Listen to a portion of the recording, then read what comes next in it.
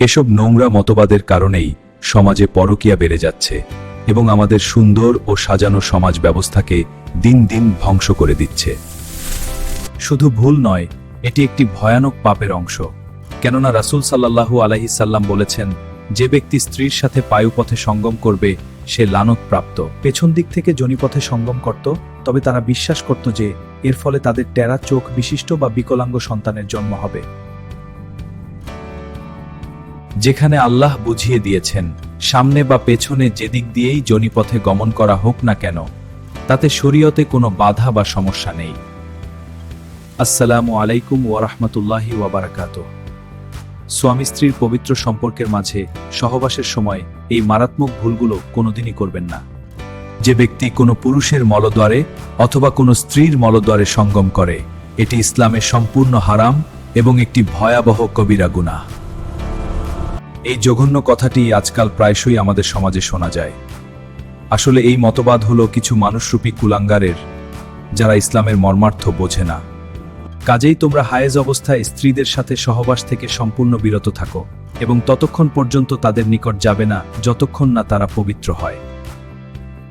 একটু ভেবে দেখবেন, মহান আল্লাহ আমাদের এমন বিষয়গুলোই নিষেধ করেছেন যেসব বিষয়গুলো বিজ্ঞানসম্মতভাবে আমাদের নিজেদের শরীরের জন্যই অত্যন্ত ক্ষতিকর।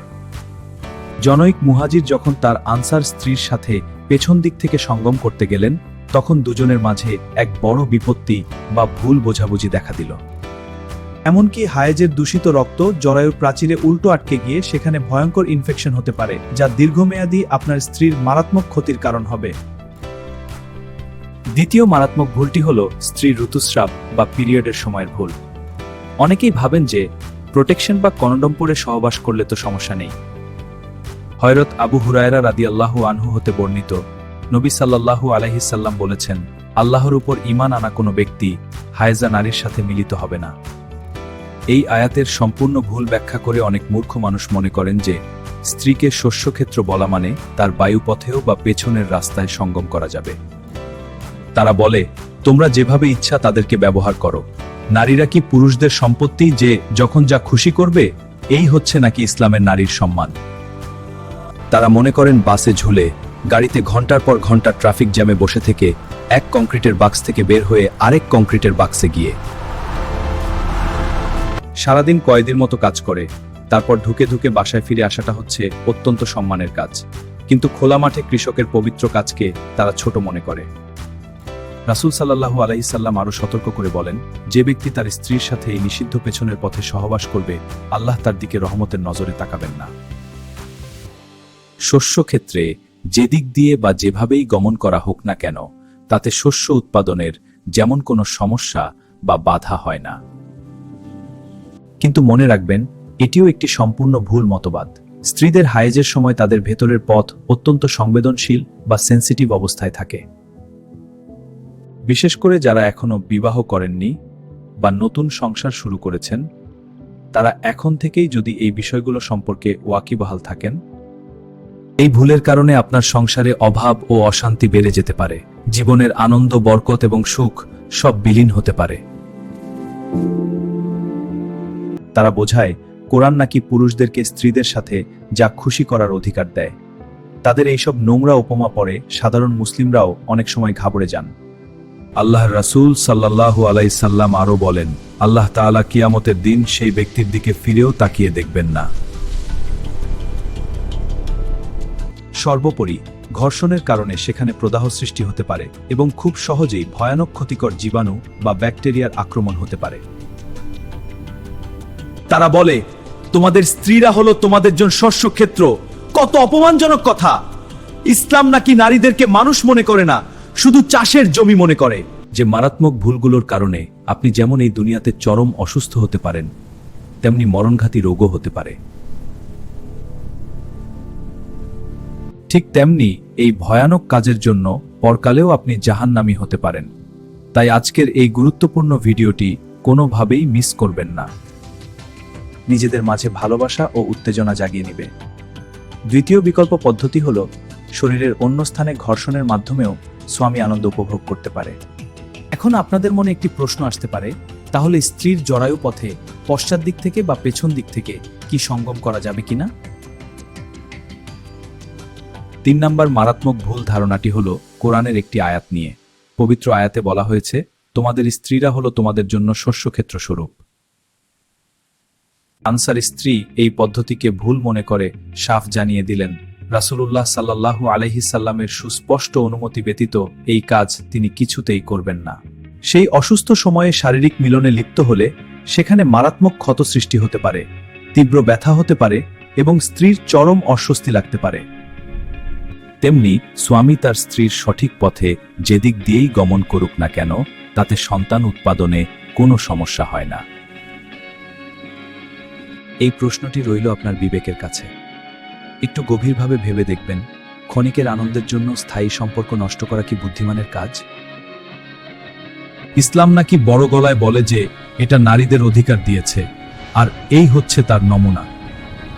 প্রিয় দর্শক, আজকাল একদল নাস্তিক এবং নারীবাদীরা আর আল্লাহর প্রতি সর্বদা সাবধান থাকো। জেনে রেখো, তোমরা তার সামনাসামনি হতে যাচ্ছ।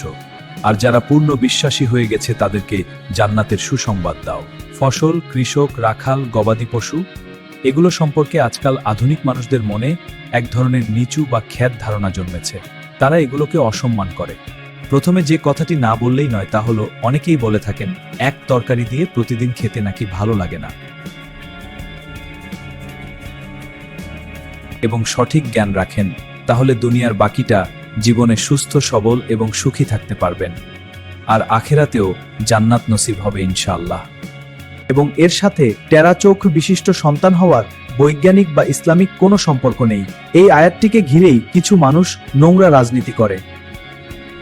ফলে ঘটনাটি শেষ পর্যন্ত আমাদের প্রিয় নবী রাসূল সাল্লাল্লাহু আলাইহি সাল্লাম পর্যন্ত পৌঁছে গেল। আর ঠিক এই প্রসঙ্গের উত্তর দিতেই পবিত্র কোরআনের আয়াত নাইল হয়। তবে স্বামী যেন কোনোভাবেই পরনারীর দিকে আবার আসক্ত না হয়ে পড়ে, সে কারণে বিশেষ ক্ষেত্রে স্ত্রীর এই অসুস্থতা চলাকালীন সময়ে। কিন্তু মক্কাবাসীদের ভেতরে এই ধরনের কোনো কুসংস্কার ছিল না। মক্কার মুহাজিররা হিজরত করে মদিনায় আসার পর এক নতুন ঘটনার জন্ম হল।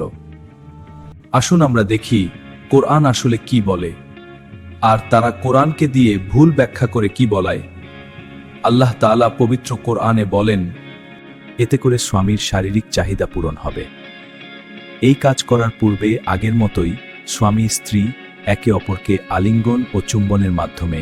মদিনার আনসার সাহাবীরা ইসলামের পূর্বযুগে সেই ইহুদিদের দ্বারা যথেষ্ট প্রভাবিত ছিলেন, ফলে আনসারগণও এই অমূলক পুরস্কারে আচ্ছন্ন ছিলেন। মাত্র কয়েক মিনিটের শারীরিক কামযাতনা নিবারণের জন্য আপনার আজীবনের ভালোবাসার পবিত্র সম্পর্কে অবিশ্বাসের কালো দাগ কেন লাগাবেন বলুন? আমাদের সমাজের অনেক মানুষই ভাবেন যে সে আমার স্ত্রী, তাই আমি তাকে যেদিকে ইচ্ছে সেভাবেই ব্যবহার করব। এটি একেবারে জঘন্য একটি ভুল ধারণা। পবিত্র কোরআনের সূরা আল বাকারার এই সুন্দর আয়াতটি ব্যবহার করে ইসলামকে নারীদের জন্য একটি নিষ্ঠুর ও পুরুষতান্ত্রিক ধর্ম বলে অপপ্রচার চালায়। আর আল্লাহর দেওয়া সকল আদেশ পালনে একজন মুমিন বান্দা সর্বাবস্থায় এবং সবসময় উপকৃতই হয়, এর মধ্যে কোনো সন্দেহ নেই। তার উত্তর হলো হ্যাঁ, অবশ্যই যাবে। তৎকালীন মদিনার ইহুদিদের মধ্যে একটা গভীর কুসংস্কার এই ছিল যে কেউ যদি তার স্ত্রীর সাথে, তাদেরকে বিনীত অনুরোধ করছি, দয়া করে এই ধরনের মিথ্যাচার করবেন না। এমন কথার কোনো যুক্তি নেই, এগুলো সম্পূর্ণ ভিত্তিহীন। স্বামী বিকল্প পন্থায় স্ত্রীর কাছ থেকে সুখ লাভ করতে পারেন। যেমন প্রধান পদ্ধতি হল স্ত্রী তার স্বামীকে নিজের হাতের মাধ্যমে আনন্দ দিতে পারেন। পবিত্র কোরআনে মহান আল্লাহ তাআলা বলেন, হে নবী, তারা আপনাকে হায়েজ সম্পর্কে প্রশ্ন করলে আপনি বলে দিন যে এটা কষ্টদায়ক বস্তু। ইসলাম না বুঝেই তারা এমনটা বলে থাকেন। এদের অনেকে আবার পরনারী ভোগের হীন লালসা থেকে এমন জঘন্য কথা বলে থাকে।